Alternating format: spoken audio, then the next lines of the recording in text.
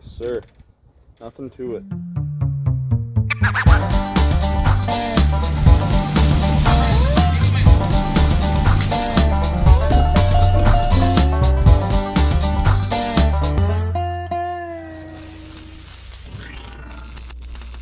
Alright, so check it out, guys. Today we're going to be taking a look at the brand new Milwaukee Force Logic 6T Crimper. Now, I know what you're thinking, guys. Milwaukee's had the Force Logic 6T Crimper out for a few years now, but you're probably thinking of this guy right here, which I am very familiar with. I've been using it for a couple years now.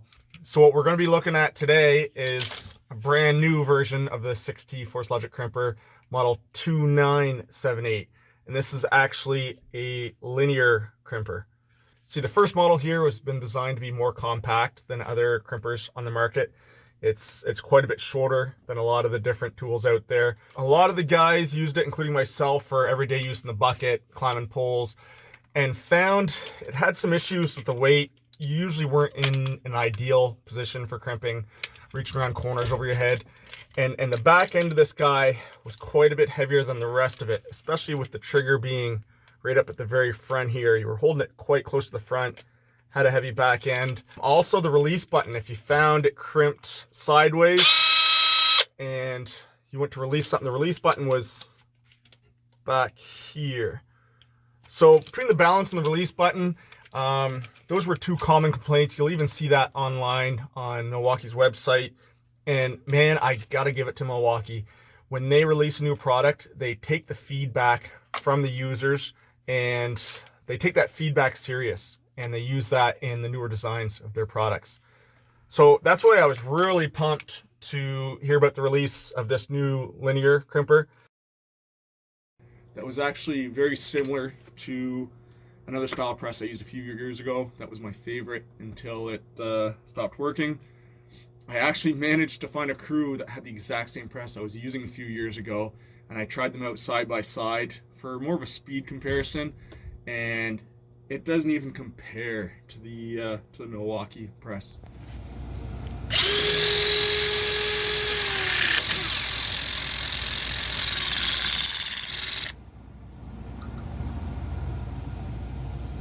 So, as I mentioned, a few changes. The balance on this new guy is much better. When you're working overhead, it's much easier to handle. It just feels a lot better. They actually redesigned the trigger. You can see here, the trigger, that's going to be like 2 inches wide. It works great when you're wearing your rubber gloves. You don't have to struggle to find the trigger. You can operate it with the small in your hand, your pinky finger, no problem.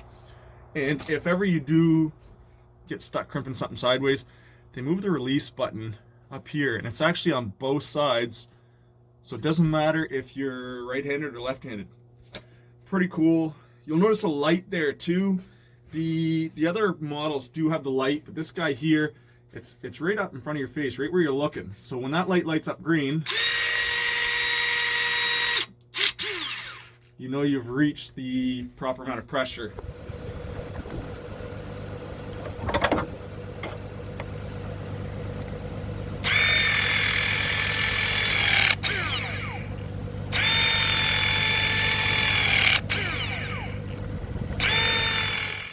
Now don't fret, guys, if you did have this previous package here, which, great product. It's great for tight spaces. If you're doing a lot of underground, you're down in the trenches, you're splicing cable or something, this guy's quite a bit shorter than the newer model. So we're not going to let this one go anywhere. This guy's going to still be in the truck. However, if you did invest some money into different attachments for the crimper, the great news is they are a universal fit with the new linear crimper. In fact, not only are they interchangeable, but they're extremely easy to change. I can literally take one finger, push on this guy, that releases, pop that out, drop the new one in, and you change the head. It's just that easy. So my absolute favorite change in design for the new Force Logic linear press is how easily I can change the head on this thing. It's actually completely changed my style of how I work. It's made my life a lot easier. I'm really digging this thing. I've actually completely transformed one of my work habits. Something I never thought in a million years I'd ever do. And that's using a battery cutter for simple triplex on a service call, working on a roof or something. I mean, most services are using 1/0, 2/0 triplex. It's fairly easy to cut. I always would consider using anything but bolt cutters being a waste of time. But now, since I got the ACSR cutting head, I figured, oh, why not? There was a couple times, if any of you have been a lineman for any amount of time, you probably got sore shoulders, elbows, hands every once in a while. So a few weeks ago, my elbow was really bothering me. I was up on a roof, and rather than grab the bolt cutters, I grabbed the press and swapped out the head and used that to cut the triplex. And it was actually so easy and so convenient that I've been doing exactly that ever since. So now when I go up on the roof or even in the bucket, rather than grabbing my bolt cutters and the press, I grab my press and the ACSR cutting head. And it's really been saving my elbows and shoulders from that snap as the bolt cutters break through the ACSR. So another problem when you're working on the roof of the house, this is 2/0 triplex here. Whenever I was cutting that, obviously this isn't energized right now. You take your bolt cutters and you kind of see some guys kind of doing this on their shoulder. Now you go to do this guy's live. If any part of your body is touching anything else, you're violating your work methods, your clearance. So you need to use your rubber gloves in order to cut that triplex. Now here's the next problem. When you cut that triplex, let's say the feed's coming from this side here. So when I cut this piece is going to remain energized. This piece is going to be dead. So you kind of shape it in a way that it's not going to take off on you.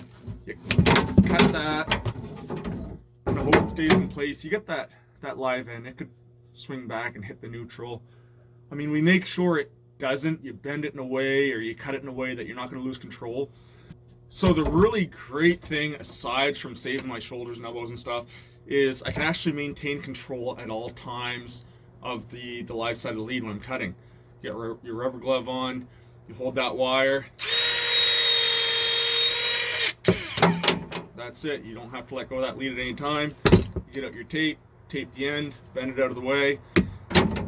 Now, I do have another cutting head that's specific for aluminum, which would work even better on this stuff. But that ACSR head seems to cut through that aluminum pretty easy, and then I can use it on the neutral. There's a steel core in this guy right here. You'll hear it snap when it breaks through. That cuts through that effortlessly. And the way that wire snapped when I cut it, that snap is usually on the tendons in your elbow and stuff like that. Look how easily, I'm not going to cut it too close and lose all my strands. Cut wire all day with this thing. Man, you gotta love the future. Back even 5-6 years ago, we're using bolt cutters and hand presses for everything. So I have managed to gain quite a collection of different heads for the Milwaukee Force Logic. We got this guy here, he's the D3 and BG head. We got our guy wire cutting head, which will cut guy steel up to 1/2 inch. And of course, our copper aluminum head. This one here, I've been using it mostly for copper or underground.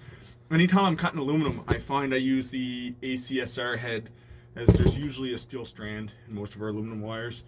And then of course, the one I most commonly use, which would have the D3 and the O dies set up. So we're going to try the head that's designed for cutting ACSR first. Right here we've got a piece of 266. This is aluminum with a steel core. Fits in the jaws. The jaws open fairly wide. It fits in there pretty easily. Let's give that a try and see how easily it cuts through. All right, so that was a pretty clean, easy cut. Automatically releases. So that's the piece of 266 we just cut. Pretty smooth cut. You want to, this 266, this ACSR in general, actually, when you get in the bigger stuff, you want to tape the ends when you cut it so you don't lose, doesn't all get frayed up on you. Make sure you don't forget to use the proper head. If you even use this copper head to cut ACSR once, especially getting into that bigger stuff, you're going to damage the head. I don't want to try it. I don't want to ruin this head. I do got to send this back. So we're going to use the tools for what they are intended for only. My only exception, this guy here, when I checked with Milwaukee, was designed to cut 477. Here in Canada, we use 556 wire. It's pretty big stuff, guys. So this is a piece of 556. It just barely fits in the jaw. We do have another Milwaukee press at the office. The thing's like this big, and it's specially designed for cutting this stuff. So I'm a little bit hesitant as to how well this is going to work. And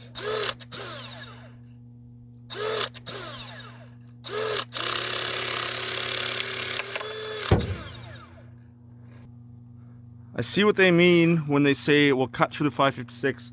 However, inconsistently, it did struggle a little bit. Let's change heads and try the copper aluminum cutting heads. All right, so we've got the copper cutting heads on there now. We've got an underground cable here, still on its bracket. Might have to take that off, but you can see in the center, you've got copper, concentric neutral all the way around, bunch of insulation, copper center.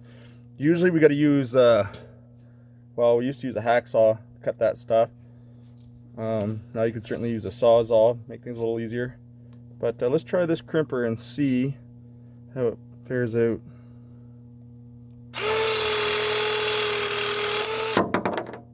Yes, sir.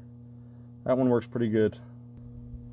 So that's a #1 copper on the inside. That cable itself, that's a little bit bigger than 266, the size of that cable all the way around. There is one more head I haven't shown you yet that's actually designed for cutting guy steel.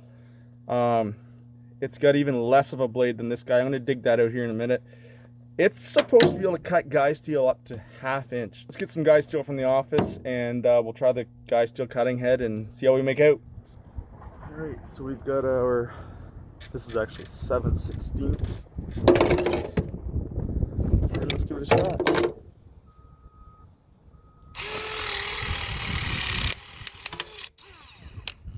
Yes, sir. Nothing to it. The actual build of the press, much like their other tools, it's got that real thick kind of black rubber grip stuff, same as on the battery. It's quite a rugged tool. My older Milwaukee press here has been dropped a few times, not from any crazy heights, but it fell off a roof one day, unfortunately, and it didn't do any damage to this guy whatsoever. You see the D-ring I got in the back, that's because it wouldn't fit on my bucket hook. The newer model, they actually just have a ring flip down. Pretty convenient. I gotta say, guys, I've been using this thing for about a month and a half now, and it's really amazing how much of a difference it made, those few small changes. And of course, the same Milwaukee batteries that are on all of their M18 tools now. The proper battery for this tool is the 2.0 amp hour. If you got some of the bigger ones, they will work. However, the 2.0 amp hour will help keep the tool balanced much better.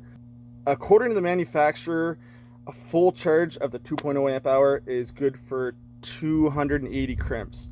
Now, I was curious, so I tried it. Now, the way I tested it isn't going to give a 100% accurate result because I wasn't actually crimping something. So it is going to drain the battery a little bit quicker when there's pressure, when you're crimping something. I was doing dry crimps, just like that, and I did 303 dry crimps off of one battery.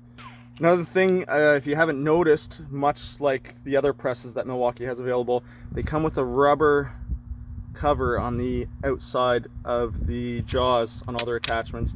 That's when you're working around tight spots on triplex live secondary. You're shoving the head of this thing in there. you don't want to put that across a phase and a neutral. And of course, it does also have the one key Bluetooth feature, so you can keep track of the usage of the tool. You can lock it out. There's a few settings you can change in it. If you want more information on that, check it out on their website. Anyhow, guys, thanks for stopping in as usual. Let me know where you're watching from. Drop me a fist bump, and we'll see you next time.